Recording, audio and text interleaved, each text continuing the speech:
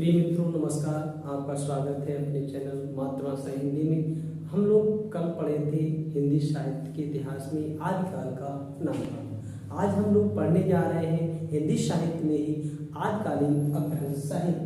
तो आदिकालीन जो अपभ्रंश साहित्य है वो कैसे शुरू हुआ उसको पढ़ते हैं। पहले हम लोग पढ़ते हैं अपभ्रंश।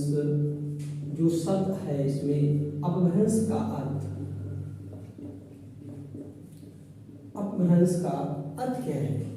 अपभ्रंश का अर्थ होता है बिगड़ा हुआ, बिगड़ा हुआ या इसको कह सकते हैं गिरा हुआ। इस तरह से अपभ्रंश का अर्थ हुआ बिगड़ा हुआ या गिरा हुआ। तो इस तरह से इसको ध्यान रखना है। ये क्वेश्चन कई बार पूछा गया है। अपभ्रंश का क्या अर्थ है? प्राकृत की अंतिम अपभ्रंश अवस्था।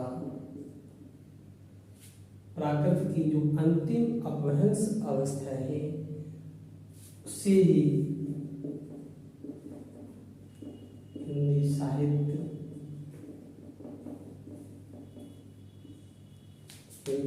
साहित्य का आविर्भाव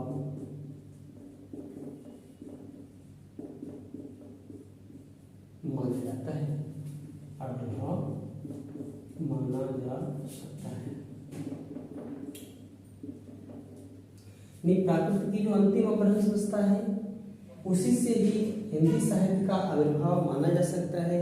अपभ्रंश नाम सबसे पहले जो है बल्लवी के राजा धारसेन द्वितीय ने शिलालेख में मिलता है। तो यहाँ पे ये भी पॉइंट आप ध्यान रख सकते हैं कि अपभ्रंश का सबसे पहल प्रयोग अपभ्रंश नाम सबसे पहले यानी पहल कौन? एक राजा थे बल्लवी। तो बल्लवी के राजा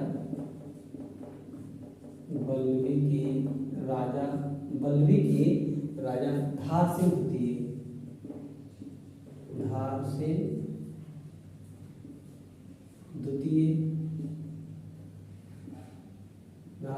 द्वितीय के शिलालेख मिलता है कि शिलालेख में मिलता है।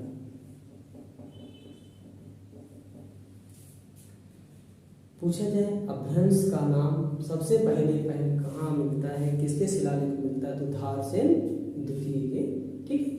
तो इस तरह से बल्लवी की राजा धारसेन द्वितीय के शिलालेख में मिलता है क्या? अपभ्रंश नाम। तो इस प्रकार से आचार्य रामचंद्र शुक्ल के अनुसार एक कथन है। आचार्य रामचंद्र शुक्ल ने कथन दिया, बताया कि उस समय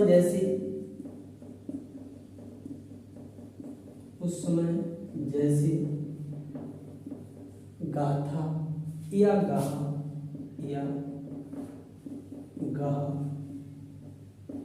कहने से प्राकृत का बोध होता था। प्राकृत भाषा का प्राकृत का बोध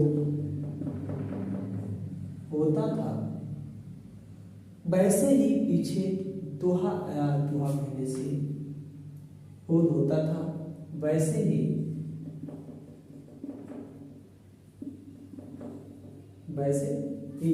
पीछे दोहा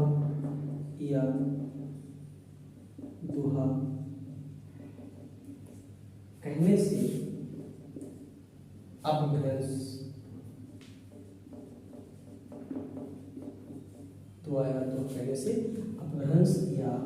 कहने से अपभ्रंश को लोक प्रचलित भाषा है ना, लोक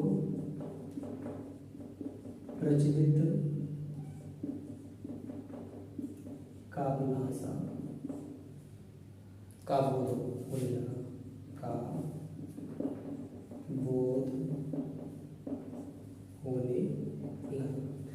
समझते हैं फिर। आचार्य रामचंद्र शुक्ल का ये कथन है, उन्होंने कहा है कि उस समय जैसे गाथा या गाहा कहने से प्राकृत भाषा का बोध होता था, वैसे ही उसके पीछे यानी दुहा और दुहा कहने से अपभ्रंश का या लोक प्रचलन का भाषा का बोध होने लगा। आइए इसके विकास क्रम को समझते, कैसे अपभ्रंश भाषा आते आते आई। तो सबसे सर्वप्रथम जैसे संस्कृत था, संस्कृत के बाद पाली आई, पाली भाषा आई, पाली के बाद प्राकृत आई, प्राकृत भाषा आई, प्राकृत के बाद अपभ्रंश का विकास हुआ। ये अपभ्रंश काल का क्या है, एक विकास क्रम है कि अपभ्रंश जो भाषा है उसका विकास किससे हुआ, प्राकृत भाषा से। प्राकृत का विकास पाली से हुआ, पाली किससे निकल के आई, संस्कृत से है। तो आज जो हम हिंदी साहित्य का इतिहास पढ़ रहे हैं उसमें आदिकालीन जो अपभ्रंश साहित्य है उसमें इस अपभ्रंश का शब्द जो आ रहा है वो पाली से निकला। इस तरह से अपभ्रंश साहित्य जो है, अपभ्रंश साहित्य के जो कवि हैं उनमें से कौन कौन से कवि प्रमुख हैं अपभ्रंश भाषा के कवि, तो आज हम लोग पढ़ेंगे अपभ्रंश भाषा के कवि। तो अपभ्रंश भाषा का प्रथम कवि किसे माना जाए है, अपभ्रंश के प्रथम कवि स्वयंभू। पूछा जाए कि अपभ्रंश भाषा के प्रथम कवि कौन है, तो वह स्वयंभू है। अब स्वयंभू के कई उपनाम हैं, स्वयंभू के उपनाम। अब हम उपनाम के बारे में पढ़ेंगे कि इनको और क्या क्या नामों से जाना जाता है। तो इन्हें अपभ्रंश का महाकवि भी कहा जाता है। पहला तो इन्हें हम ध्यान रखेंगे कि इन्हें अपभ्रंश का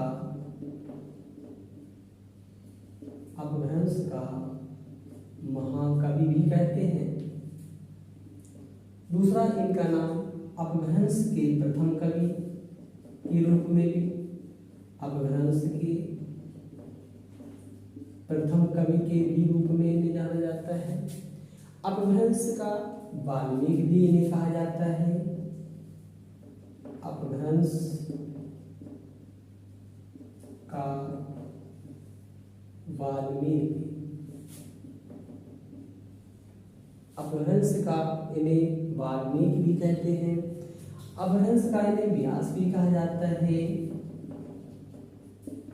अपभ्रंश का व्यास भी इनके उपनाम है, क्योंकि स्वयंभू के। तो स्वयंभू जो हमारे कवि हैं, अपभ्रंश भाषा के प्रथम कवि हैं, इनके अब इनका जन्म जो है कवि लोग मानते हैं, कुछ लोग कवि जो हमारे स्वयंभू हैं, कवि स्वयंभू का जो जन्म है वो 700 लगभग 83 ईस्वी के आसपास लगभग माना जाता है कि आसपास जो है विद्वान थे। ऐसा लोग मानते हैं कि ये विद्वान थे, है ना। मतलब स्वयंभू 783 ईस्वी के लगभग आसपास विद्वान थे। जैन मतानुसार इनका जन्म कर्नाटक प्रदेश में हुआ है। जो जैन मतानुसार है, जैन लोग क्या मानते हैं, जैन मतानुसार इनका जन्म कर्नाटक में, इनका जन्म कर्नाटक प्रदेश में बताया जाता है। तो कह सकते हैं कि जैन मतानुसार इनका जन्म कर्नाटक प्रदेश के निवासी थे, ऐसा माना जाता है। डॉक्टर रामकुमार वर्मा ने स्वयं को हिंदी का प्रथम कवि माना है, यानी अपभ्रंश का जो है प्रथम कवि। तो अभी प्रश्न ध्यान रखना है कि डॉक्टर रामकुमार वर्मा ने स्वयं को स्वयंभू को हिंदी का प्रथम कवि माना है। हिंदी का प्रथम कवि, हिंदी का प्रथम कवि माना है। ये डॉक्टर रामकुमार वर्मा के अनुसार कहा जाए। प्रश्न कई बार पूछा गया है कि हिंदी का प्रथम कवि स्वयंभू को किसने माना, तो डॉक्टर रामकुमार वर्मा ने। ये पीजीटी में 2015 में आया हुआ क्वेश्चन है। स्वयंभू के प्रमुख ग्रंथ क्या हैं, जिनके प्रमुख ग्रंथ। अब स्वयंभू ने जो ग्रंथ लिखे उन ग्रंथों को पढ़ लेते हैं। इनका पहला ग्रंथ है पयुमचर्य, जो अपूर्ण है, जिसको भी ध्यान रखना है, जो अपूर्ण है। और इसको पूरा इनके पुत्र त्रिभुवन ने किया। मित्रों, इस तरह से जो स्वयंभू है उनकी दूसरी रचना है डिठेरमचर्य।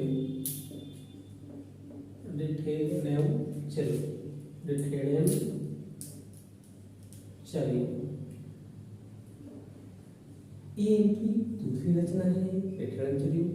इसको एक कृष्ण काव्य ग्रंथ है। ये कैसा काव्य ग्रंथ है, ये एक कृष्ण काव्य ग्रंथ है। कृष्ण काव्य ग्रंथ है, यानी कि इस ग्रंथ को में विशेषता है कृष्ण काव्य ग्रंथ है। स्वयंभू छंद की रचना है। स्वयंभू छंद इनकी एक रचना है। एक इनकी रचना है पंचमीचर्य।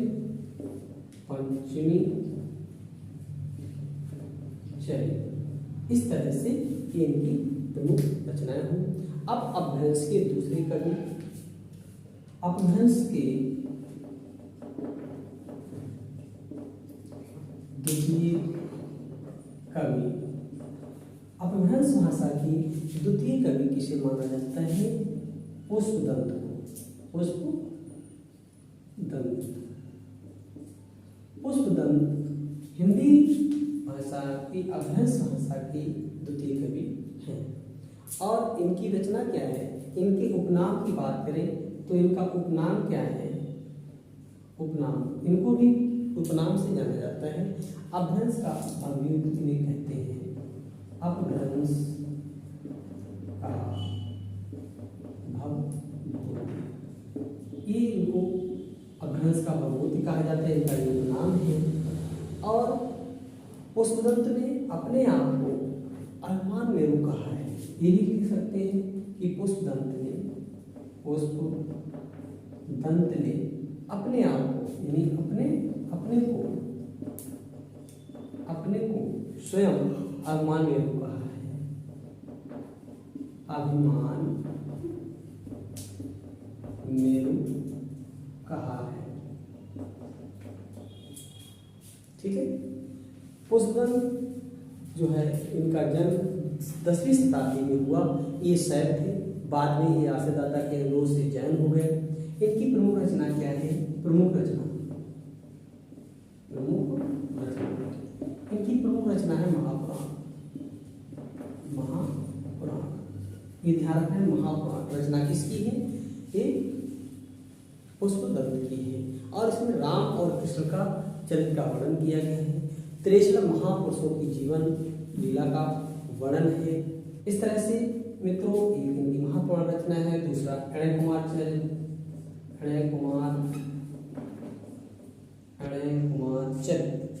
चरित, ये भी इनकी एक रचना है।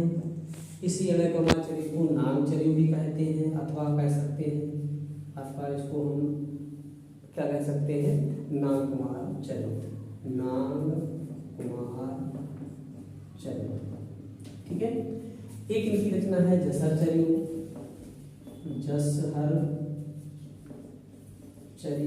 ये इनकी एक रचना है। ठीक है। और इनका आदि पुराण है, इनकी एक रचना है। उत्तर पुराण इनकी एक रचना है, उत्तर पुराण, ठीक है। इस तरह से ये इनकी रचनाएं हैं। और जो आदि पुराण और उत्तर पुराण है ये चौपाई में लिखा गया है। इसकी विशेषता है ये चौपाई में रचा गया है। और जो जसर चरित ये भी चौपाई में, इसकी भी विशेषता क्या है, ये चौपाई में रचित है। इस तरह से हम लोगों ने आज पढ़ा अपभ्रंश साहित्य को, उसमें दो कवियों को पढ़ा, एक स्वयंभू, दूसरे हमने कवि पढ़े पुष्पदंत। अभी इसके नेक्स्ट अभी और बकाया है। तो आप लोगों को मेरी वीडियो पसंद आई हो तो इसे लाइक करें और शेयर करें। जो लोग पहली बार मेरी वीडियो को देख रहे हैं तो उसे सब्सक्राइब अवश्य करें, जिससे कि नेक्स्ट वीडियो आप तक पहुंच सके। धन्यवाद, नमस्कार।